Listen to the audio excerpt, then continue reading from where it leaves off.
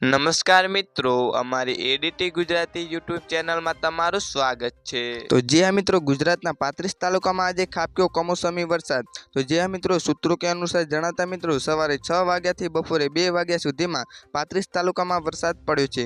તો સૌથી વધારે ભાવનગરના મહુવામાં 2.36 ઇંચ વરસાદ પડ્યો છે। આ સાથે ભરૂચના 800માં પણ 2.32 ઇંચ વરસાદ પડ્યો છે। ભાવનગરના મહુવામાં 2.36 ઇંચ, ભરૂચના હોડસામાં 2.32 ઇંચ, ભરૂચના નેત્રંગમાં 1.72 ઇંચ, ભરૂચ શહેરમાં 1.70 ઇંચ, સુરતના માંગરોળમાં 1.65 ઇંચ, સુરતના ઓલપાડામાં 1.22 ઇંચ, ભરૂચના વાલિયામાં 1.10 ઇંચ વરસાદ વરસ્યો છે। જી હા મિત્રો, આજના માટે આટલું જ। મિત્રો, અમારી ચેનલમાં નવા હોય તો અમારી ચેનલને લાઇક, શેર અને સબસ્ક્રાઈબ કરી લેજો। ધન્યવાદ।